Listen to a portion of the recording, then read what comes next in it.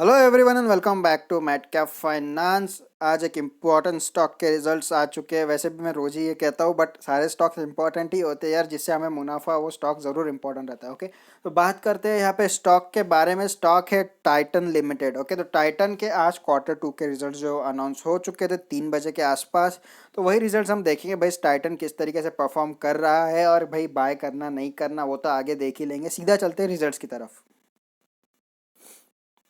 28 अक्टूबर, तो आज ये रिजल्ट्स आ चुके हैं। और ये फाइनेंशियल क्वार्टर 2 के रिजल्ट्स से आपको पता ही ये चीज़। और बात करते हैं सीधा रिजल्ट्स के बारे में यहाँ पे। तो ये है भाई रिजल्ट्स कुछ हमारे सामने इस तरीके से। और बात करो यहाँ पे रेवेन्यू की, तो रेवेन्यू यहाँ पे बहुत कह सकते हो अच्छा खासा फॉल हुआ है as compared to last year on year basis पे कंपेयर करते हैं। तो भाई यहाँ पे रेवेन्यू बहुत ही ज़्यादा फॉल हो चुका है। अगर आप टोटल इनकम की भी यहाँ पे बात करोगे तो ऑलमोस्ट 4,466 करोड़ की है। सारी वैल्यूज़ इन करोड़ है, ये चीज़ ज़रूर ध्यान में रखना। तो लास्ट ईयर के सितंबर की बात करूँ तो 4,466 करोड़ की थे। और अगर मैं दिस सितंबर की बात करूँ तो 4,389 करोड़ की। अब बात करें यहाँ पे रेवेन्यू अच्छा है या ख़राब है। भाई अगर मैं बात करूँ कोविड सिचुएशन की, तो बीच में कोविड के वजह से ऑलमोस्ट रेवेन्यू इनका आधा हो चुका था। ओके, आधा नहीं कहला जाएगा तो उससे भी कम होगा। ये ऑलमोस्ट 40-45% के आसपास यहाँ पे इसका रेवेन्यू हो चुका होगा। बट अभी की बात करूँ तो पोस्ट कोविड सिचुएशन मेरे हिसाब से ये थोड़े से ठीक ठाक रेवेन्यूज यहाँ पे इन्होंने कमा लिए। क्योंकि कह सकते हो 50% का ग्रोथ है यार रेवेन्यू में last quarter to this quarter. Covid के चलते सबको ही पता है कितना ज़्यादा लॉस हो रहा था। वैसे कंपनी ने अच्छा खासा कह सकते हो रिकवर कर लिया है अपने आप को अच्छी तरीके से। As per income, total income की बात हो रही है यहाँ पे। टोटल इनकम की बात करें तो अच्छा खासा कवर अप कर लिया है कंपनी ने। वैसे देखा जाए तो लास्ट क्वार्टर में ऑलमोस्ट 4,446 करोड़ था। 4,300 करोड़, इट्स ओके। ओके, इससे ज़्यादा तो आप एक्सपेक्ट कर भी नहीं सकते कि इतना ज़्यादा भी रिकवर हो जाए सीधा लास्ट ईयर के कंपैरिजन में। बट अच्छा खासा रिकवर कर लिया है। बात करें यहाँ पे अगर कह सकते हो यहाँ पे, अगर अब सीधा नेट प्रॉफिट की बात करूँ यहाँ पे, प्रॉफिट आ रहा है यहाँ पे। तो टोटल नेट प्रॉफिट ऑलमोस्ट यहाँ पे आ रहा है 200 करोड़ के आसपास। 199 करोड़ का नेट प्रॉफिट आ रहा है। अब अगर इसको आप लास्ट ईयर से कंपेयर करोगे तो ऑलमोस्ट यहाँ पे आपको 30-35% का यहाँ पे डिफरेंस जो है देखने मिलेगा नेट प्रॉफिट के चक्कर में। क्यों दिखेगा भाई, ये चीज़ भी आपके सामने है। क्योंकि यहाँ पे हुआ ये है कि लास्ट जो क्वार्टर था, जो इसका जून क्वार्टर था, कोविड सिचुएशन की वजह से ऑलमोस्ट 270 करोड़ माइनस में था। ओके, तो फ्रॉम माइनस टू प्लस, अब इसकी वैल्यू अगर आप देखोगे तो -270 और ये 200 करोड़, तो ऑलमोस्ट यहाँ पे 470 करोड़ का डिफरेंस आ रहा है। इतना बड़ा गैप इसने फिल किया, फ्रॉम माइनस टू प्लस लेके आए कंपनी को। यही अपने आप में बहुत बड़ी बात है। क्योंकि सर्वाइवल कुछ कंपनियां नहीं कर पाई, ये कंपनी ठीक ठाक तरीके से सर्वाइवल कर ली है। अब मैं ऐसा तो नहीं कह सकता कि भाई कंपनी ने एकदम से कह सकते हो लास्ट ईयर्स के जो प्रॉफिटेबिलिटी उससे भी आगे निकल जाना, क्योंकि एक थोड़ी समझने वाली बात है। जब गाड़ी ट्रैक से उतर जाती है तो आने में थोड़ा सा टाइम तो लग ही जाता है।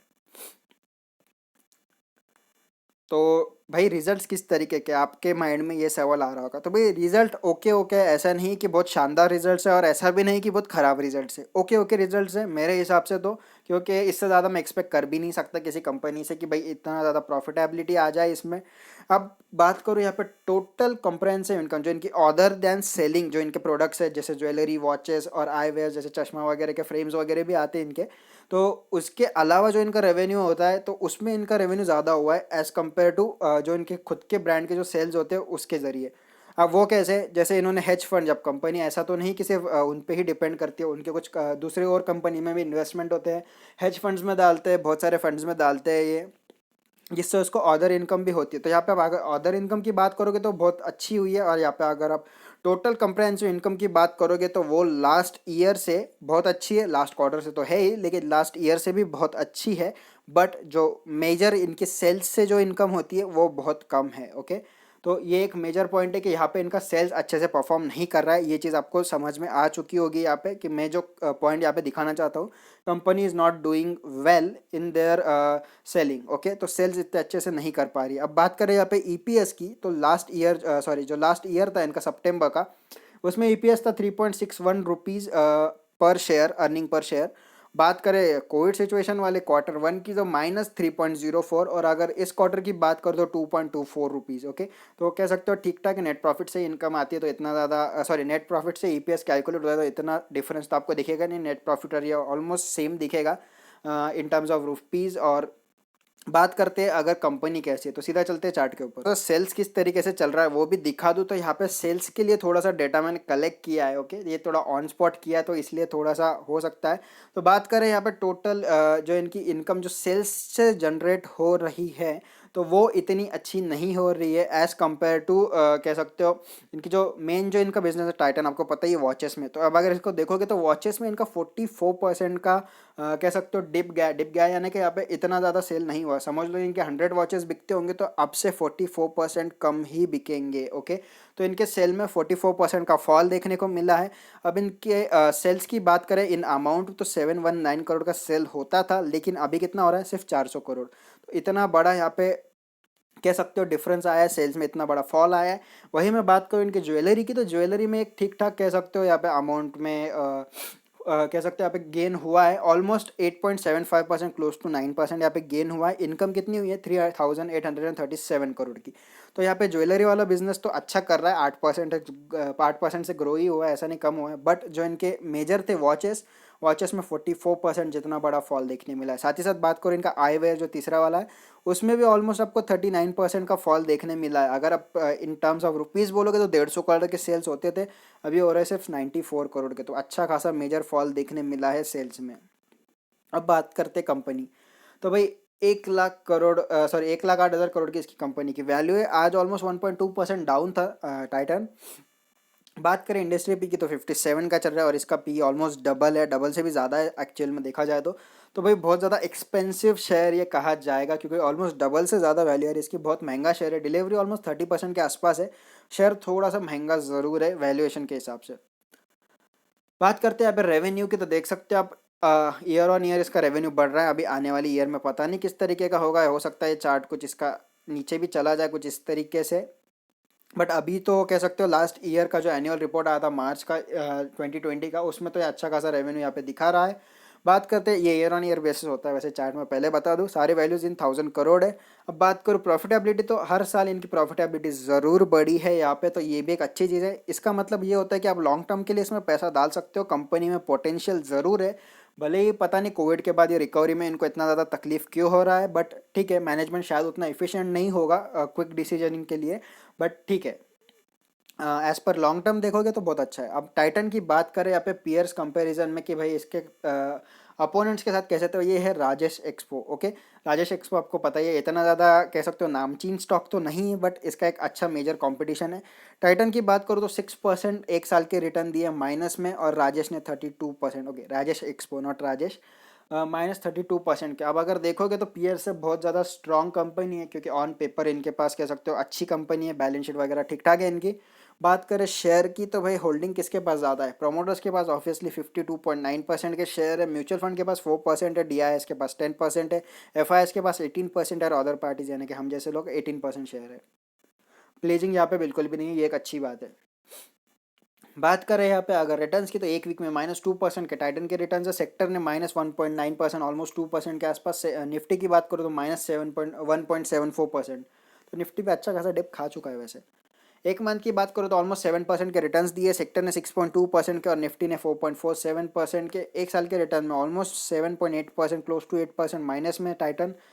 निफ्टी की बात करो तो 5.34%, और निफ्टी सॉरी सेक्टर की बात करो तो 5.34% माइनस, और निफ्टी की 0.83।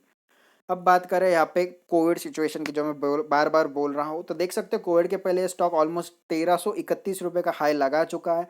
और यहाँ पे बात करूँ कोविड के, तो अब बहुत ज़्यादा नीचे आ चुका था, शेयर ऑलमोस्ट 800 रुपये के आसपास जो है यहाँ पे ट्रेड कर रहा था। ओके, और अभी भी ऑलमोस्ट 1200 के आसपास ट्रेड कर रहा है, तो इतना ज़्यादा अपसाइड पोटेंशियल तो शायद इसमें नहीं बनेगा।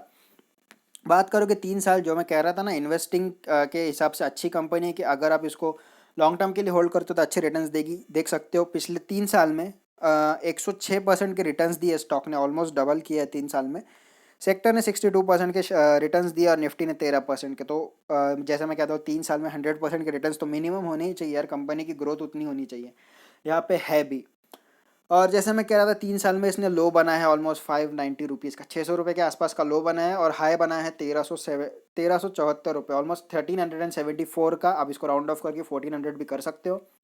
बात करें टाइटन के शेयर की, तो भाई चार्ट कुछ इस तरीके का दिखता है। मंथली चार्ट है, ये लाइफ टाइम चार्ट है उसका 2003 टू लेकर 2020 तक का। बात करें कोविड की, तो कोविड के बाद अच्छा खासा यहाँ पे फॉल ज़रूर देखने को मिला, लेकिन स्टॉक अच्छे से यहाँ पे अप ट्रेंड में आ गया। अब मंथली में इसमें एनालिसिस की बात करूँ तो मंथली कैंडल स्टिक में आप इजीली देख सकते हो यहाँ पे कि भाई बेरिश सिग्नल दे रहा है, कैंडल बहुत ज़्यादा बेरिश है, यानी कि अभी वैसे मंथ कंप्लीट हुआ नहीं है बट कितना कवर करेगा कर करके भी। तो बात सिंपली यहाँ पे यही आती है कि भाई इस मंथ इसका जो कह सकते हो जो मूड है वो नीचे जाने का, ओके, बेरिश सिग्नल है। अब बात करें यहाँ पे सपोर्ट की, 20 डेज और 50 डेज मूविंग एवरेज का है, कितना अच्छे से सपोर्ट लेता है आपके सामने ही दिख रहा होगा। वैसे 20 डेज का लिया इसने यहाँ पे भी 20 का लिया, यहाँ पे 20 का लिया, 50 डेज, तो इन दोनों मूविंग एवरेजेस का मंथली में बहुत अच्छे से सपोर्ट लेता है। वीकली की बात करें तो ऑलमोस्ट 20 डेज मूविंग एवरेज ने यहाँ पे न्यू क्रॉसओवर दिया है कि भाई यहाँ पे बुलिश हो सकता है स्टॉक, बट मेरे अकॉर्डिंग ये नहीं होने वाला है, ओके। क्यों, वो देखेंगे आगे, बट अभी के लिए यहाँ पे बुलिश सेंटीमेंट है। अगर मैं कैंडल की बात करूँ तो काइंड ऑफ बुल्स यहाँ पे थोड़े से ज़्यादा एग्रेसिव है एज कम्पेयर टू बेयर्स। इसके लिए एक मेजर जो जोन बन रहा है वो जोन आता है ये वाला, ओके। जब तक ये इस जोन के ऊपर नहीं जाता भाई इसमें बाइंग इमर्ज होके नहीं आएगी इतनी ज़्यादा, ओके। और इसके लिए सपोर्ट जोन कौन सा है, सपोर्ट जोन ये वाला बन रहा है, ओके। 2 बार इसको रिजेक्ट कर चुका है। तो जब तक इस वाले लेवल के ऊपर ये नहीं जाएगा भाई इसमें पोजिशनल ट्रेडर्स एंटर मत करना। इन्वेस्टर हो तो आपको वैसे भी कोई फ़र्क नहीं पड़ता है। डेली चार्ट की बात करूँ तो भाई वैसे भी टाइटन आज माइनस में था 1% के आसपास, लेकिन यहाँ पे बुल्स एग्रेसिव थे और यहाँ पे 20 डेज मूविंग एवरेज का अच्छा खासा सपोर्ट लिया जा रहा है, ये चीज़ भी समझने वाली है। तो अभी के लिए मैं नहीं बोलूँगा पैसा डाल दो यार इसमें, अगर आपको डालना है तो फिर भी डाल सकते हो, बट अभी के लिए ये स्टॉक मेरे हिसाब से इतना ज़्यादा सॉलिड नहीं है। क्यों, क्योंकि मोमेंट इतना ज़्यादा कह सकते हो क्लियर कट नहीं है कि ये ऊपर जाएगा या नीचे। अब ये क्यों मैं कह रहा हूँ भाई, यहाँ पे जो इनके डिसीजंस आए जो इन्होंने कहा है कि यहाँ पे दिवाली सेल्स इनके बढ़ सकते हैं, ओके। तो इस वजह से इनके रेवेन्यू में बहुत ज़्यादा डिफरेंस आ सकता है Q3 के रिजल्ट्स में। अब वो आने वाले समय में पता चल ही जाएगा, बट इनके ऐसे एक्सपेक्टेशंस है कि भाई दिवाली सीजन में इनकी ज्वेलरीज वगैरह ज़्यादा बिकती है, तो यहाँ पे रेवेन्यू में कह सकते हो भारी भरकम इंक्रीज हो सकता है, गेन हो सकता है। तो ऐसा इनका कहना है। अब क्यों कहना है भाई मुझे तो इतना समझ में नहीं आया वैसे, बट ठीक है वो देख लेंगे आगे। और मेरे हिसाब से दूसरी चीज़ मैं बताऊँ तो स्टॉक बहुत ज़्यादा कंसोलिडेशन में, जब तक ये क्लियर कट मूव नहीं देता तब तक इसको बाय मत करना। अगर ये शॉर्ट यहाँ से आपको करना है तो कर सकते हो, आपको ये लेवल के लिए शॉर्ट आराम से मिल जाएगा। ऑलमोस्ट 70 रुपीज़ का आपको कह सकते हो प्रॉफिट हो सकता है यहाँ पे, अगर ट्रेडिंग कर रहे हो तो, ओके। इन्वेस्टिंग पोजिशनल ट्रेड अभी मत लेना। अगर ब्रेकआउट होता है जैसे मैंने वीकली में कहा इस लेवल के ऊपर ये चले जाता है ऑलमोस्ट 1300 के लेवल के ऊपर, तो इसको बाय करके चल सकते हो। 1400 1450 के आसपास ये आराम से चला ही जाएगा। और अगर नीचे के साइड अगर आप फ्यूचर सेल करते हो तो भाई आपके लिए अच्छे मौके आ सकते हैं, आप यहाँ पे भी कर सकते हो, आप यहाँ पे भी कर सकते हो। और एक चीज़ बता दूँ, स्टॉक बहुत ज़्यादा एक जगह पे कंसोलिडेट करता है, फिर थोड़ा सा मूव देता है, फिर कंसोलिडेट करता है, ओके। कुछ ये इस तरीके से चलता है, स्टेप्स टाइप्स, ओके। ज़्यादा मूव नहीं देता, कंसोलिडेशन मूव, कंसोलिडेशन मूव। तो मेरे हिसाब से स्टॉक लेना इतना प्रेफरेबल नहीं रहेगा। क्यों, क्योंकि ओवर प्राइस भी है, पहली चीज़ तो ये। दूसरी चीज़ ये है कि भाई यहाँ पे बेरिश सिग्नल है, कैंडल्स तो सारे यहाँ पे बुलिश सिग्नल दिखा रहे हैं और इंडिकेटर्स बेरिश सिग्नल दिखा रहे हैं। पहली चीज़ तो ये कह सकते हो कंसोलिडेशन में जब तक क्लियर कट मूव नहीं आएगा पैसा मत डालना। बात करें आरएसआई की, आरएसआई जैसे मैंने कहा बेरिश मूवमेंट दिखा रहा है यहाँ पे, और एमएससीडी भी यहाँ पे बेरिश मूवमेंट जो है दिखा रहा है। तो यहाँ पे मूव क्लियर नहीं है, कंसोलिडेशन से बाहर आएगा, इसको बाय कर सकते हो। मैंने लेवल्स दिखा दिए कि 1300 के ऊपर जाता है तो बाय कर सकते हो। और अगर शॉर्ट करते हो तो भाई ऑलमोस्ट आपको इंट्राडे में ही शॉर्ट करना, ज़्यादा इसमें कह सकते हो ये मत करना, पैसा मत डालना। वैसे रिजल्ट्स तो एज पर एक्सपेक्टेशन नहीं है, बट ठीक है। वीडियो पसंद आया तो भाई लाइक और शेयर करना मत भूलना। नए हो तो सब्सक्राइब जरूर करो यार चैनल को, और बेल आइकन दबाने के बाद ऊपर ऑल को सिलेक्ट कर देना, ताकि जब भी वीडियो आए सारा के सारा नोटिफिकेशन आपको टाइम टू टाइम मिल जाए। तो बस आज के लिए इतना ही। Thank you, bye bye and happy trading.